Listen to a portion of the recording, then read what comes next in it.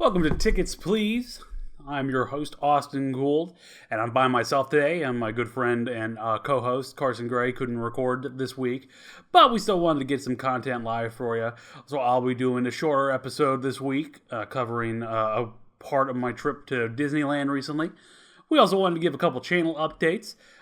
So far, we're at 130 subscribers, which is great. The last time we recorded, we were not even at 100. So we're doing really great there, and we really appreciate everyone who's given us a shot. And as always, don't forget to like, subscribe, share, all that jazz. It really does help us, whether you're listening on Spotify or on YouTube. We appreciate it nonetheless, so thank you. And as you can see by the cool stuff behind me, I recently got back from my Disneyland trip. It was the first time me and my wife went to Disneyland, so I got some merch that spoke to me. You can see I got Grizzly River Rapids sweater. I got a couple of pins back there, some Kyber crystals, and of course my lightsaber that I made at Galaxy's Edge. Had a great time there, super fun. A whole episode will be coming on Savvy's Workshop, which is where you make the lightsaber. That'll be coming in the future. But today, I wanted to cover something a little different and a little specific because I have celiac disease. I cannot eat all the delicious food that is in Disney, but I can eat. They always have a couple of options for me, and so I wanted to go over my trips, my top 15 items I ate at Disneyland that were gluten-free. And as always, for those who have similar afflictions, whether you're just gluten sensitive or have celiacs like me, you know that eating out is always a risk, and it comes with, you have to take it into your own hands a lot of the time. So if you don't feel comfortable eating out, just make sure you know that. Disneyland was pretty great. They always allowed me to talk to people if I wanted to. But without further ado, I will start with number 15, which is my least favorite thing that I ate at Disneyland, which was the Cajun chicken meal from Cafe Orleans. So this was really disappointing. I don't know whether it was like the chicken itself was good, but I don't know whether or not the gluten-freeness of it changed the recipe, because it was kind of like had a brown sauce on top of it that was supposed to be Cajun seasoning, but it was a little too sweet, didn't taste super Cajun-y, so I didn't love this. But the drink that I got at Cafe Orleans will be coming down the line later, because this list also includes alcoholic beverages that I might have had. Number 14, this one was also disappointing, as of course you can tell by its number 14, was the Ronto wrap in Galaxy's Edge. People, were telling me that this was a really good option, really tasty, but it's just kind of without the gluten-free version of the Ronto wrap is just like the hot dog and the coleslaw on top. And the coleslaw is the real hero here. Otherwise, you would just be eating like a pork hot dog, which is still good, but it's just a pork hot dog. But the coleslaw had a nice little kick and was a little spice to it, nice little crunch on it. But without the pita, you're missing a whole lot. I didn't mind it, but it wasn't the best. Number 13, gluten-free item is pineapple Dole Whip. You might be saying that's pretty low, but that's because I liked another flavor of pineapple Dole Whip that's much higher. It'll be coming down the line later.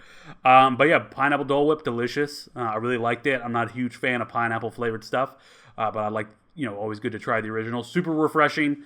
I felt like I could pretty much eat endless amount of these, even though I know it would be a terrible idea for you. But on a nice hot California day, this really hit the spot, and that tasted real nice. And coming in at number 12 for gluten-free is the burger and fries from Lamplight Lounge. This is around the Pixar Pier area, right when you enter this area of the park. Lamplight Lounge is like kind of the basement floor. We ate on the inside portion, and this is just nice class American burger. Nothing bad to say about it. It was I got a medium rare, perfectly cooked that way. Tasted delicious, but it's just kind of a nice classic burger, not about the same as any I would get at a nice restaurant here in the PNW, but it's still very good, and I really enjoyed it. And the fries had a nice little lime chili sauce on them, something like a little sweet with a little spice. I thought that was really nice and tasted really good, and nice gluten-free option. Funny story here, my wife got a salad with croutons on it, and the waitress thought I was eating the salad, and the look on horror of her face when she thought she was going to have to tell me that the salad was not gluten-free was funny. I also appreciate it, though, because she was paying attention, but needless to say, I did not eat the salad. And actually didn't have any reaction from any of the things I ate while in Disney or Universal. So there you go. Number 11, first drink on the menu, non-alcoholic, is the beignet flavored coffee from Tiana's Palace. So this is I couldn't get the beignets because there's no gluten-free beignets unless there are special events, which, they didn't have them this time. But that's all right. But they had beignet flavored nitro coffee, which is just like nitro-infused cold brew, essentially. I didn't get a whole lot of the beignet flavor. I got a little bit of the sweetness. This also was gluten-free, which I was surprised about. But I thought it tasted good, not great, but I thought it was fun, and I liked that I got to taste a little bit of the beignet flavor that I was missing out on. My wife had the beignets, and she said they were great. One of her favorite things that she ate there in Disneyland. Number 10, the Incredi-Cookie, again from the Pixar Pier. The cookie is from Jack Jack Cookie Num Nums. Hell of a sentence there, in the Pixar Pier area, and the jam cookie is a blackberry jam, kind of like sugar cookie, tea cookie thing, nice little small. I was initially disappointed by this because I thought I was going to get a chocolate chip cookie, but the jam cookie ended up being really delicious, just a little small, and of course you're paying those premium prices for the gluten-free options of everything. But if you're gluten-free, you already know that you're going to pay $2 to $3 more than you should for all the food because they have to make extra preparations. And next up, we have the Hurricane, which is a light and dark rums with passion fruit and citrus juices, garnished with Luxardo cherry and orange wheel. A nice little cocktail here, nice little fruity cocktail at the Blue Bayou restaurant, which of course is the restaurant inside of Pirates of the Caribbean in Disneyland. A super fun experience to eat there. They'll make another appearance later on the list. But yep, this is just a nice rum cocktail with a bunch of fruit. It comes in a huge glass, really pink and pretty looking. But it was really just delicious. Didn't go with the food I got at all, but when the cocktail was so good and the food was so good, it didn't matter that it didn't pair well. They were both excellent by themselves. And coming in at number 8 is the pear cider.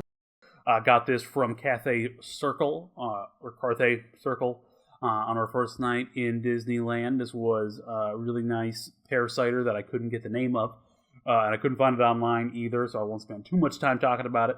But I'm a little picky when it comes to my ciders. I would always prefer a beer, but since so much beer obviously is not gluten-free, I'm often stuck with ciders that are. But this cider was a lovely little pear cider that was really smooth, and I ended up getting 2 of because I really enjoyed it.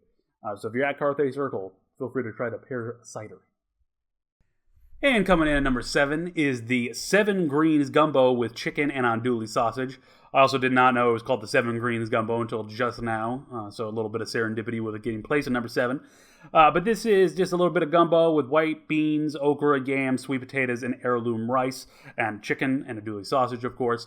This is gluten-free, and it was delicious. You get a nice big amount. It costs $17.49, but you get like a nice big platter. I actually couldn't finish it all, but it all works together really well. I'm a big fan of gumbo. Could have used a little bit more spice, but I get why they don't do that at Disney. I'm sure I could have added the spice if I wanted to, if they had that kind of option there. But yeah, just a great... I got this for lunch, and it filled me up for the rest of the day. Nice hearty meal. And really good flavoring, very Cajun, much better than the Cajun chicken that I felt was lacking that Cajun flavor. And coming in at number 6 was one of my sleeper hits, which was the grilled cheese and tomato soup from Jolly Holiday. This was really nice. They took a long time to prepare it to make sure it was gluten-free, which I appreciated. They also ended up giving me 2 grilled cheeses. I don't know if that was on purpose or by accident, but I definitely got 2 full grilled cheeses in my little sack they gave, or my little thing they gave me to hold all my food. And the grilled cheese was good. 2 types of cheese, I believe Swiss and cheddar on there, or American, on a nicely buttered toast. That was really nice. Just a nice simple grilled cheese. But the real winner here was the tomato basil soup. Tomato soup I often find is way too sweet. This had a nice blend of the basil and the tomato, nice rich and very savory. And it really went well with the grilled cheese, and it was very refreshing, and it kept me going for a lot of the day. So I highly recommend the grilled cheese and tomato soup from Jolly Holiday. And coming in at number 5 from Uga's Cantina in Galaxy's Edge is the Outer Rim drink, which is Patron Silver Tequila, stirrings, pomegranate liqueur, lime juice, pure cane sugar with black salt and exotic fruit puree. Just a great little tequila drink. Once again, it was sweltering when we were out there. It was about late 89, 90 this day. So it was great to hop into Uga's Cantina for a sec. Just get a nice, strong tequila drink, nice and fruity. Match the warm weather outside and just enjoy a little bit of the atmosphere, and of course gluten-free going in. Obviously it has alcohol, so that's something to consider if you're planning on getting this, but really good and delicious. Definitely my favorite drink at Uga's Canteen. And number 4, back to the Dole Whip, but this time it's strawberry Dole Whip. I like strawberry a lot more than I like pineapple, and I got the strawberry Dole Whip a couple of times when I was in Disneyland. Really delicious, really light and refreshing, and I felt like I could drink these almost. I thought they lived up to the hype quite well, where other things maybe didn't. This one really kind of exceeded my expectations, even though I know it was going to be good going into it. Number 3, we're back to Cafe Orleans, is the Mint Julep. Another bourbon drink or first bourbon drink on the menu, but another alcohol drink. Delicious cocktail, definitely my favorite one I got in the whole park. Just a nice, simple bourbon mint and julep. Once again, though, when it's hot outside and you get a nice pairing of a drink, just makes that day go a lot easier, and you're just feeling groovy by the time you get out of the drink. And really delicious. I ended up getting 2 of these, like I said, with dinner. And I didn't like my dinner that much at Cafe Orleans, but the cocktail came through for me, and that comes in at number 3 on the list. 2, it's a bit of a hodgepodge. I got 2 of the appetizers from Carthay Circle. I got the habanero wings. Yep, that is the chicken wings El Pastor, the pineapple habanero butter. Delicious hot wings. They also have, maybe it was pineapple, but I thought it was like some kind of apple or like chutney on the top of the wings. A nice little crunch to the wing. Really nice little, added a nice little texture there where it was missing, but the flavor of the wings was excellent. Right level of spice. And I also got that with the Yukon Gold mashed potatoes, which were absolutely phenomenal, and the potatoes will be making maybe another appearance on this list in just a bit. But yeah, this was a kind of a hodgepodge because it's 2 different items, but that's what I ate for dinner at Carthay Circle, both gluten-free, obviously, along with the pear cider that was on the list earlier. This is one of my favorite meals as a whole there, and it was just delicious combination. So if you're there, get the chicken al pastor wings for the table to try, and then for your entree, don't forget to add the potatoes because they're really quite excellent. And coming in at number 1 is the prime rib and mashed potatoes from Blue Bayou. This, I was told, was not the best, but in terms of what I could order for gluten-free, I believe this was only one of my 2 options I had at Blue Bayou. I don't remember what the other one was off the top of my head, but I thought this was delicious. This was also, as you can imagine, because it's the prime rib, the most expensive thing I ordered at Disneyland. It was, I believe, $58 for prime rib and potatoes, but it really lived up to the price. I've been to steakhouses in the PNW in Illinois, where I've bought steak for more money that tasted a lot worse than this. I thought the prime rib was cooked excellently. Great sauce on top with a nice grilled asparagus or green. I think it was either asparagus or green beans, and of course the mashed potatoes. Just kind of a lovely pairing, nice and hearty after a long day of walking. I walked a total of 47 miles when I was in Disneyland and Universal on this trip, so I needed some hearty meals to carry me through. This one hit the spot along with the hurricane drink that was on the list at number 8 and 9. This was a great meal. Definitely my favorite. Most expensive by a long shot, but when it's most expensive and it also delivers, that's a good combination. If you're there and you have celiac disease, go ahead and give this a try. Save, maybe plan a day around it because it is a little bit more expensive. But it was a huge piece of the steak, honestly, and me and my wife we split it and we both really enjoyed it. Thank you for watching this episode of Tickets Please. This is a bit of a shorter one, just kind of going over some food items. We will be back next week with a regularly scheduled episode. We'll be talking about Halloween Horror Nights and giving it a full review in Hollywood for 2025. And as always, keep following us here. We appreciate your feedback and are always looking to improve ourselves. But yeah, thank you again for watching.